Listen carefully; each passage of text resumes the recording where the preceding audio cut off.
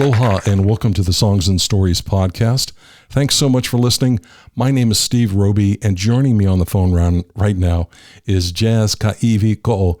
Welcome to the show. Hey, Steve. Thanks for having me on, brother. Oh, great. It, man. You know, I was thinking it's been about 3 years. It's been about 3 years since we first met. I was filming a music documentary called Living on a Rock, and I visited you at Kappa FM Studios. Yep, I remember. Besides being the co-host of Kappa's morning show and program director, you're also the host of a show called Hawaii Island Homegrown. Tell me about that. I created the show on our station, and unfortunately, because of what's happened with COVID and everything, we actually are short-staffed right now. So there's actually not a DJ. There's no DJs outside of the morning show right now. But on Sundays, from 8 o'clock until 10 o'clock is a segment where I play music that is of multiple genres, but the artists have to be here from the Big Island. And the only things I don't play is if it's maybe heavy rap and maybe music with heavy distortion guitar. But other than that, I try to give everybody love, even though it's way outside of our format. Tell me about some of the people you've had on, for example. Just say, I guess to give you an example, the variety. We have everybody from Jesse Snyder, who's he's the horn arranger for Kahula Nui, but he's an awesome jazz player. And I actually play with him every now and then in a band called Bump City. But we played him, from him to Kunia Galdera, who's the great grandson of Gabby Pahinui.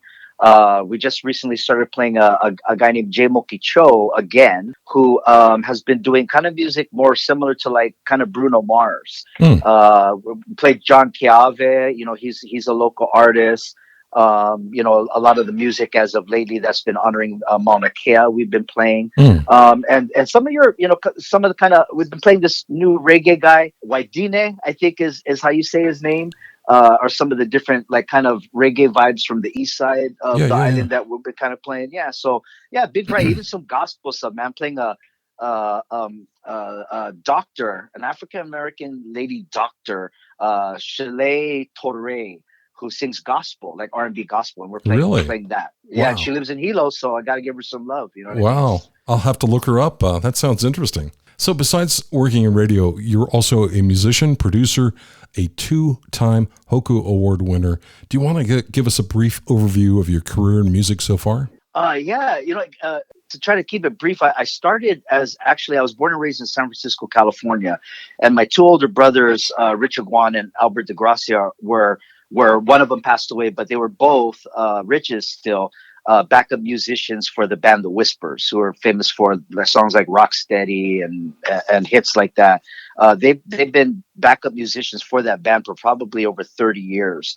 So I kind of grew up as a kid, 8, 10 years old, kind of in and out of studios, just kind of hanging around places. So I've had people from like the Escobedos, from Sheila E., meeting them at a young age and not really knowing who they were at the time.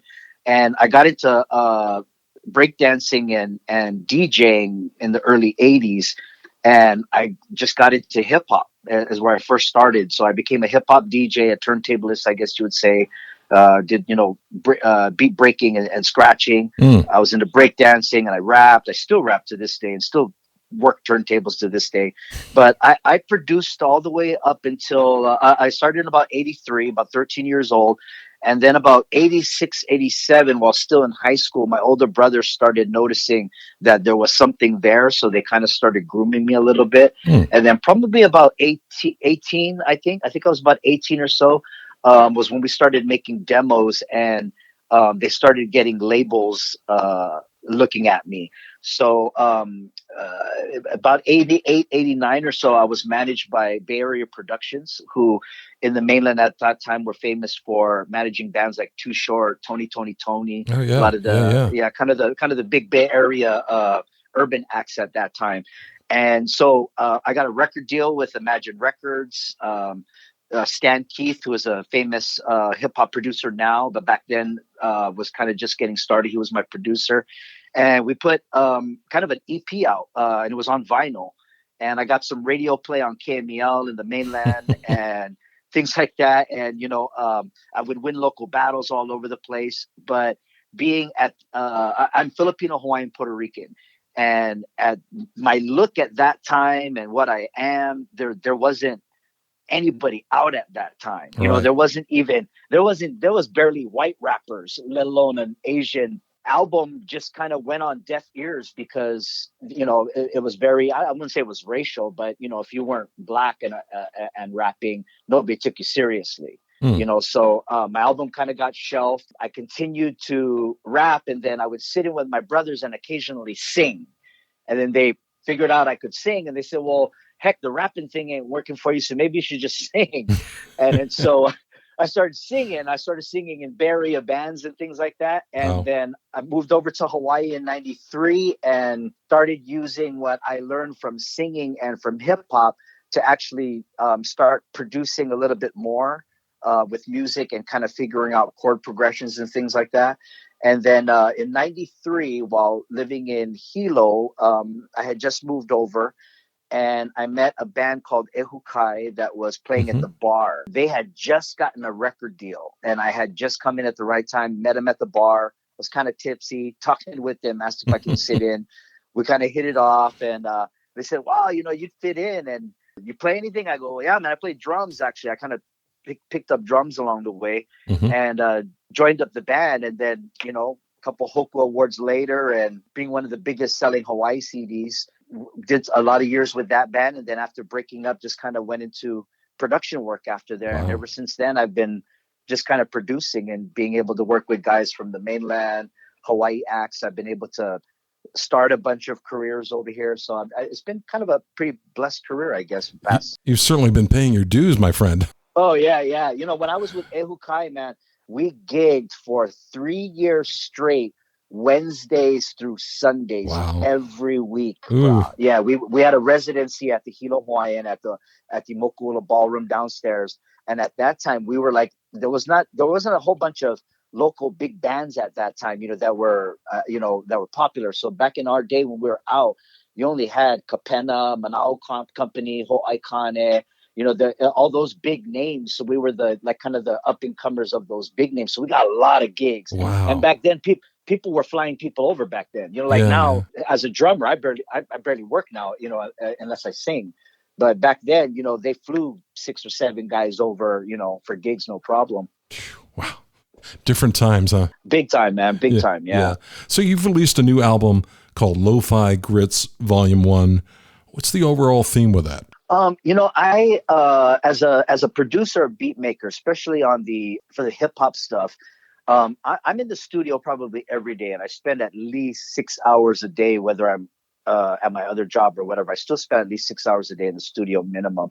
And if I don't have a project I'm doing, then I just make instrumentals and I just kind of archive them. And sometimes those instrumentals are maybe at a 50% or they're at a 75%. Sometimes, I'll shoot them over to rappers and they go, yeah, I'll take that one. Can we add some guitar to it or whatever? Or, another musician or producer might take my meat of the stuff and then add their guitar parts. That's the only instrument I really don't play is guitar. So usually guitar people will grab my stuff. And so I didn't know that if you're familiar with it, I didn't know lo-fi beats were a thing until maybe about a year ago. Yeah.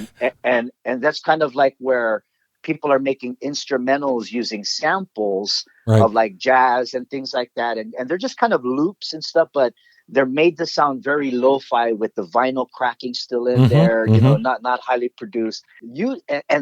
People are selling albums that way. And mine start like that as the foundation. So I have these like hundreds of songs that I'm like, where I'm always like banging myself in the head of how am I going to finish these? And then I listen to them. I'm like, hey man, these are perfect lo-fi beats. Right. Why finish them? Right. So, so I just started going through, and I think if I map it out, I'm going to be able to release like 20 songs at a time, like maybe every 4 or 5 months. Wow. Yeah. That's how many beats that I archive, and so this album is basically a kind of a collection of 20 instrumentals that's been beats that I have created over the past maybe 3 years. Some that maybe it was a bass line and a keyboard line that I made 3 years ago and then finished it, this year, but the vibe, why it's called Lo-Fi Grits, is it's kind of got a little bit more edgier feel to it as opposed to that doing, college homework kind of vibe that lo-fi beats has. Mine is more of like, you could do that, but if you want to go and, practice kickboxing in the backyard, or you got to run and you need a little bit motivation. Right. Some of them are on the sexy side too. So I'm told people, hey man, you can kick back and smoke and be with your lady on a couple of these too. So yeah.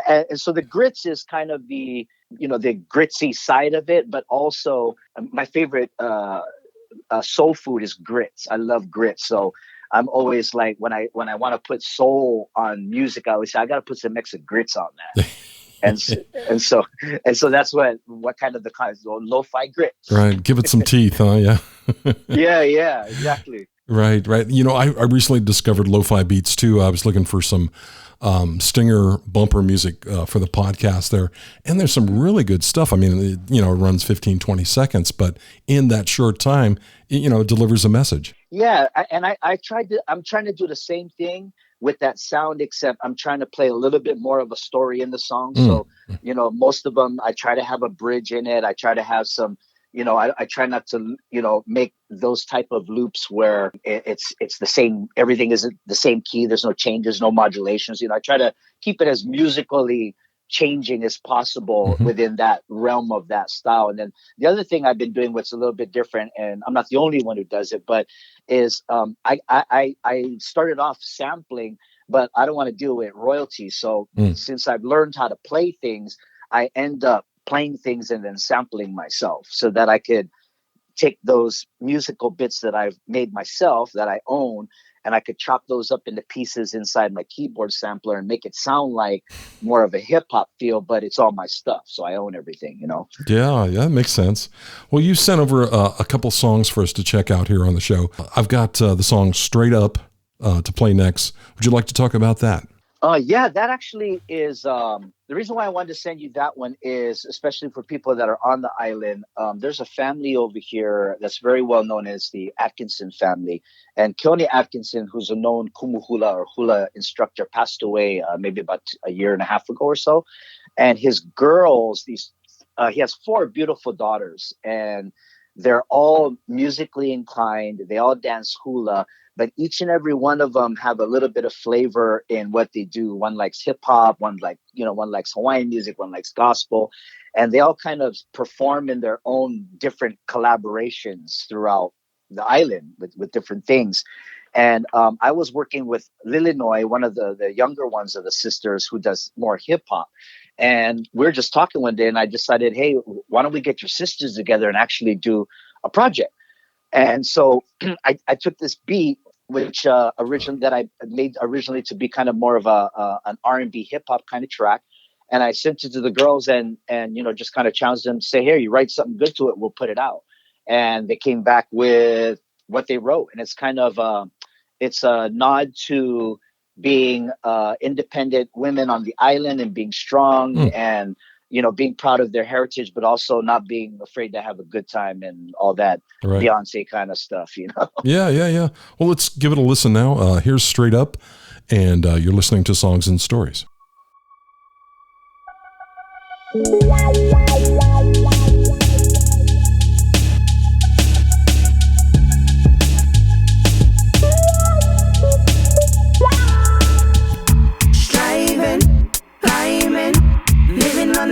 Of the island, we gotta live it up if we write it. We going straight up, no hiding.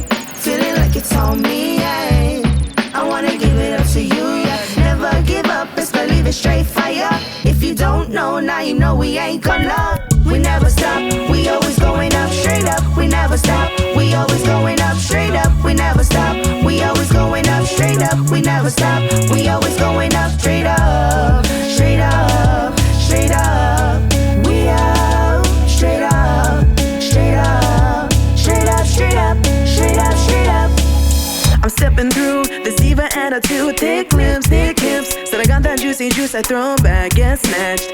Eye contact, my confidence make them boys more for it. And my girls, I know you're feeling it too. And I ain't mad cause you know I got you. Don't worry, I got my bougie bone on the throne. I'ma give it up to you, you never lose my cool. Don't need your money, just want to entertain you mentally, lyrically. Spiritually, physically, I know I got you feeling all sexually. Face it, you know them all really just basic. Guess I'ma flex, I'ma just say it. Straight for your blaze. And essentially all native. We never stop, we always going up straight up. We never stop, we always going up straight up. We never stop, we always going up straight up. We never stop, we always going up. Kahiawa, Miki Oi, our hair, Elike Mel, Illinois. Hoku Pa, Kahilu Rai, Fahia Kalo, He sweet and sour, Lily Koi. Wine slow, on the mic, Wahike Maikava, oh my. Lima Makea, me ao hekea, Ola Ikeola, Mahalo Kea, Pua, Ola Hikia, Uke Pili, Nani, Ike sexy kind of standing and staring at me. My Makao Kahana, Maka Ukamoloa, Mako straight fire, Becky Hope once more. We never stop, we always going up straight up. We never stop, we always going up straight up. We never stop, we always going up straight up. We never stop, we always going up. When we come around, them I all sit down. In a this a rude girl with that rude girl style. Straight corner, ripping from a K-town. Bring your heinies and steinies and with your poly swag style. Wahinis and sweeties, a patios and bikinis. This town is not a city, we still be getting litty. Get down nitty gritty, we still be looking pretty. Cause we're shining like a diamond. Got my heels on, always fine wine dining. Got my shine on, sun is shining right next to Zion. Got me floating in the middle of the ocean. Yes, we be styling, cruise arriving, yes sir. Welcome to my beach party, where them boys and girls play. Welcome to my beach party, and listen to my island ways. We never stop, yeah, we always going up straight up. I got my girls on my crew, yeah, you know it's straight up. I got my boys on the loose, yeah, you know it's straight up. L Block coming through, yes, you know it's straight up. Striving, climbing, living on the edge of the island. We gotta live it up if we ride it. We're going straight up, no hiding. Feeling like it's on me, yeah. I wanna give it up to you, yeah. Never give up, best believe it, straight fire. If you don't know, now you know we ain't gonna. Welcome to my beach party, where them boys and girls play. Welcome to my beach party, and listen to my island ways. Jits Beats.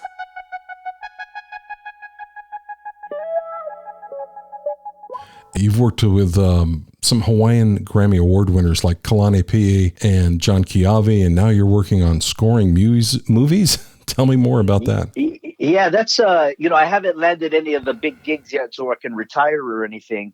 I've had some things in some independent stuff, and been able to have some of my instrumentals featured or used, I guess you would say, in documentaries or whatever, things like that. But yeah, I do so much instrumental work because as a drummer artist, I am a frontman a lot, but as a drummer artist, I tend to want to be in the background more. So I just like staying in the studio and making music. So I would send out music to certain people to see if they want to use it. And some of the feedback I would get every now and then is like, man, that's a dope track, but I don't know if I could write something to it. It sounds more like it belongs in like CSI or something like that, or it sounds like in a, I'm like, what? And then I said, maybe it's the choice of patch I used on the keyboard or whatever. And then I started kind of analyzing what I was doing. I was like, it's some of the moods sometimes I'm in. So every time I produce this music where it seems like there's not a performer in mind, but there's some mood, I just take those songs and I kind of archive them. And then when somebody calls me when they need some, I go, hang on, I've been working on something. And then I go in there. So the other track I sent you is one that my publisher said that a movie was in need of an ending title track, or the closing song of the show, and they needed a tune that was to be instrumental that would replace a song that was originally going to be a Black Eyed Peas song. But I only had a day to do it. because it needed to be done the following day. So of course I couldn't sit there and dissect the Black Eyed Peas song and try to do that. But so I took the vibe that they were talking about, which had like a Dick Dale guitar in it, and they wanted some kind of island vibe of some sort to it. The guitar that you hear on that song is my good brother and my production partner on many of things, Pat Skilson. Oh yeah, Pat. And he's the bass player, of course, for Kahula Nui, Grammy Award nominee.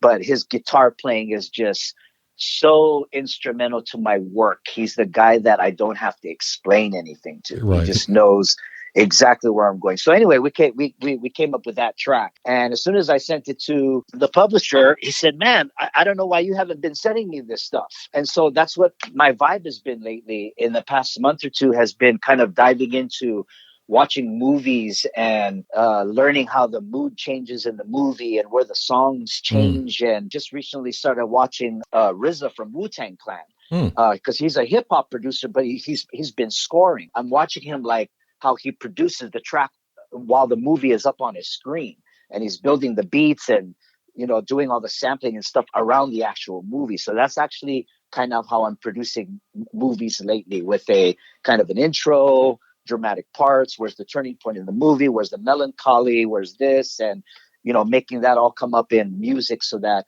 hopefully Francis Ford Coppola or something says, I need 20 songs from this guy. And we'll never see you again. In hopes, man, in hopes. Well, I can't pass up a perfect segue like you just gave us. Let's listen to The One here on Songs and Stories.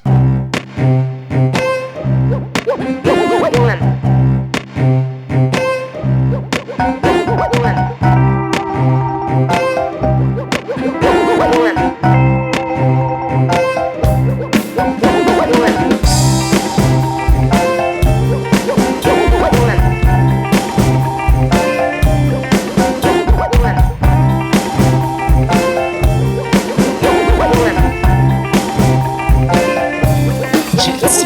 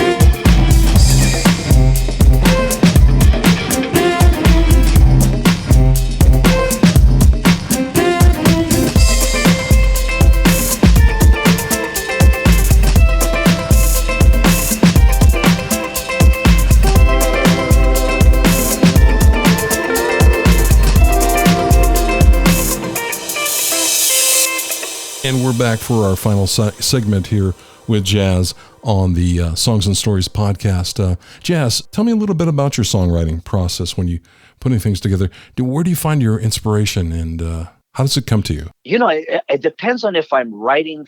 What's funny is that I can write for somebody like super fast, super in a heartbeat. Like if you tell me, hey man, I need a song going into the studio at 6:00 tonight. I need a song. Here's the key. Here's a blah, blah, blah. I can bang a song out. But Lord help me to try to write a song for myself. I cannot write a song for myself for nothing. I don't think inspiration hits me as far as like when I write. I think it's because I'm writing for a lot of people mostly. It's more of storytelling. Right. So I'm trying to look at it in the eyes of that person as opposed to what I'm feeling. So maybe that's why I'm liking the movie thing lately, because I'm trying to, so yeah, I'll usually start off with music first. I'll usually start with keyboard progressions first on piano. And then when I feel the vibe of what it is, I'll change the patch like it may sound like. So if I'm playing like a chord progression, I go, oh, this sounds better as a Rhodes. I'll change the patch to a Rhodes, and then I know, okay, I'm going R&B with this. And then I add a bass line, and I start doing this. Once I get the kind of the grit of the music together, and I kind of have a format, I just hit record on the microphone. I just start humming for like, I don't know, an hour or two, and just hum melodies all over the place. Wow. And I'll just keep changing tracks. I'll hum a melody line through one track, and then I'll go through another track, and I'll hum another man. And I could do like maybe 20 of them sometimes. And then I'll listen back. And then the one that like makes me feel like I want to repeat it over again, that's the one that I highlight, and I start working on that one. Mm. Well, aren't you finishing up your first solo album where you'll be making your singing debut? Yeah. Well, not debut. It's my last solo album, which was called Sticky Icky Soul, was a Jaz Kaiwiko'o Presents album. So what it was a collections of songs that I all wrote and produced, and that I had other people sing or co-write to. And so I did happen to sing on, I think, at least 4 of them. Okay. But I've never put out and I've sung on many of other people's projects and singles, but I've never put out an actual album of just me singing. And so I just finished the music for that. And like I told you, I cannot write to save myself, to write for myself. So I have actually, if you will, called all my friends that are wonderful writers and especially that owe me favors so they can hurry up. And I said, man, here's the music. Here's kind of the idea I had with the music when I wrote it.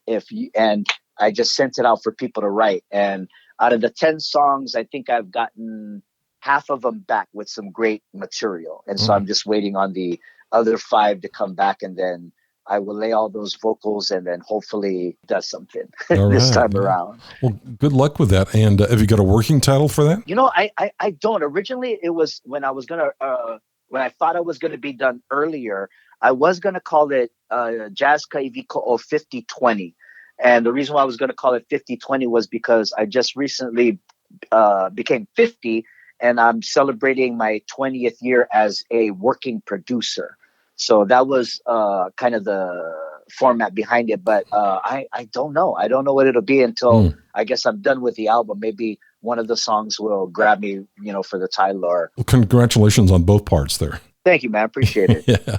So musically speaking, has the pandemic affected any of your music plans this year? And how have you adapted to that? It did on 2 projects. It delayed 2 projects that I was working on.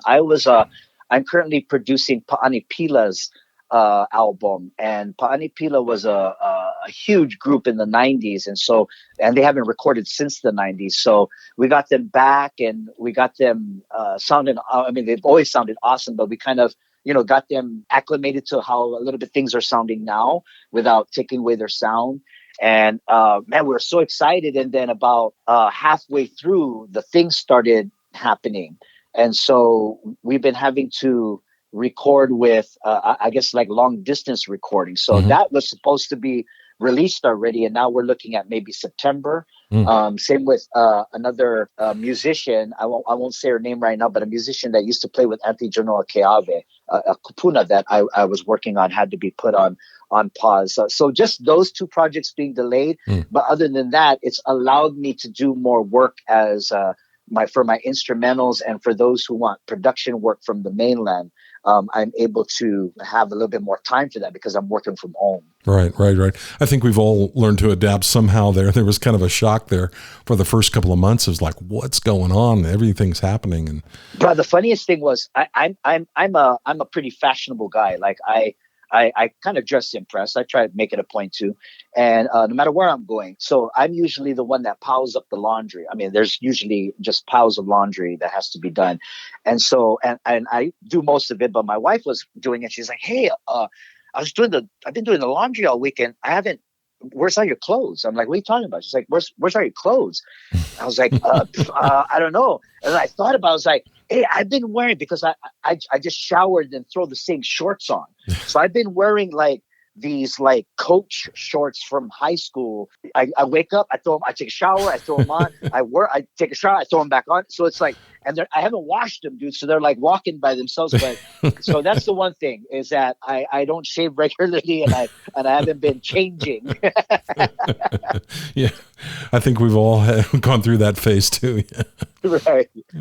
Well, what's the best advice you could give somebody, pass along to an up and coming entertainer here on the island, from all of your experience in the music business? Unless you're somebody that is like an LT Smooth. LT Smooth is somebody I like to use an example of. LT Smooth like gigs everywhere. And he is one guy that could take 1,000 CDs with him somewhere to a gig and he'll blow it out. So he's kind of mastered that being live and making an awesome living at live and kind of distributing yourself. But there are those that make incredible music and do not gig. There are guys that do not send their stuff out and then grumble on why nobody likes my stuff. You got to use the technology to get yourself out there. You know, I live in Holualoa, Hawaii, and I'm an R&B musician. If I didn't have the internet, if I didn't have clients or people listening to me outside of the state, I wouldn't work. I wouldn't have anybody enjoying my music, because Hawaiian music is my livelihood here. But my passion, my true passion for what I live, eat, and breathe to play is R&B music. And I need the internet for people to hear me, because it won't happen here. So I think that's the best thing, is that, you know, find what your sound is and then find your audience where it is, because it probably or may not be here. So you've got to find those people, make friends, get them loyal, make them buy your product, your merchandise, and then get those people to spread the word. Right. And the other thing is to learn your craft, you know, just to get better. You know, I spent many of years as a mediocre drummer. And then I remember in a 3-piece, a real good friend of mine, man, and I'll say his name, Matty Laino. Him and a band member, man, they just couldn't play with me anymore, because I couldn't play to the improvisational skills that they had. So they were getting bored. I just remember being so hurt, but at the same time, I said, you know what? I'm going to go practice. I'm going to go take lessons. And that's what I did. And that never happened again. And it was thanks to somebody finally telling me. So the thing is that don't assume you're good.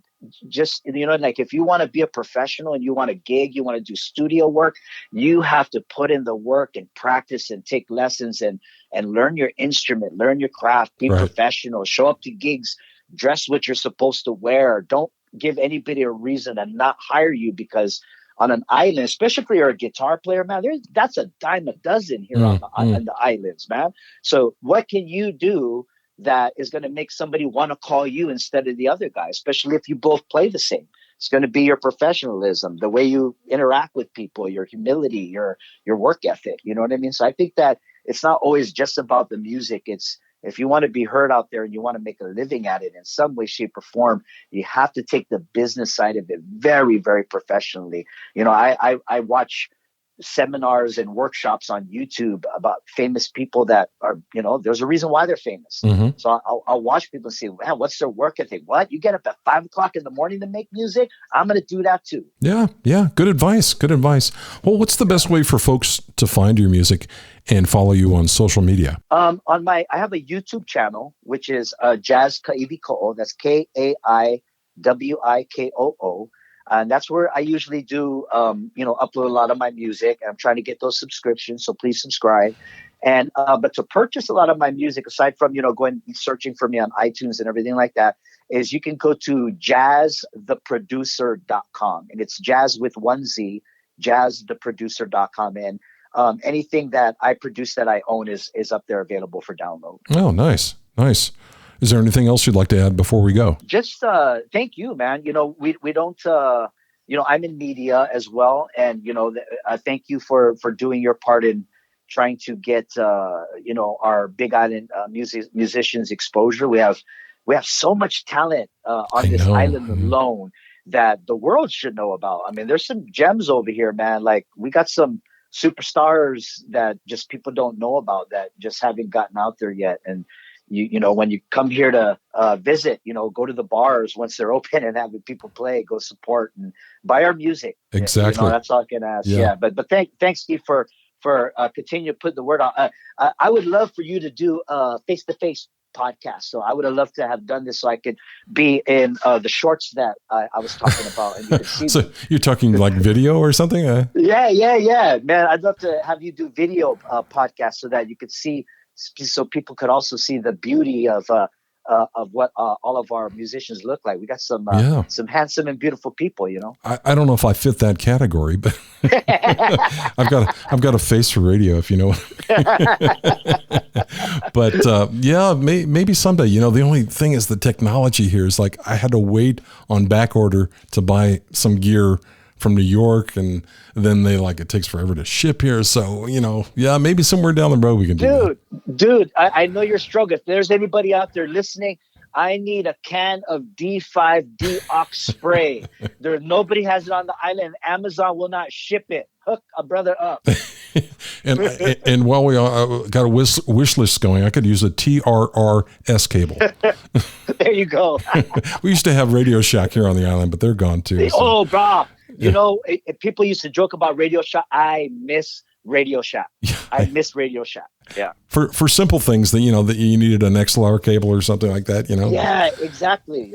Yeah. Well, Jaz, mahalo for your time today, and I hope we can see each other in person or on video real soon. Guaranteed. Thank you, my friend. Peace. Okay. Mahalo and aloha. Hey, what's good, everyone? This is Jaz Kaiwiko'o, and you're listening to the Songs and Stories podcast. Hey, please follow me and subscribe to my new YouTube channel at Jaz Kaiwiko'o, and also check out my new CD, Lo-Fi Grits, as well as other productions that I've done at jazztheproducer.com. As one Z, peace.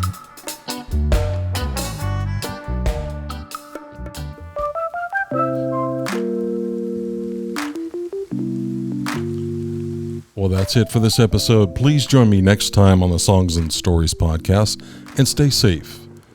Songs and Stories is a production of Big Island Music Magazine. Find us on the web at bigislandmusic.net and follow us on Facebook. Thanks for listening.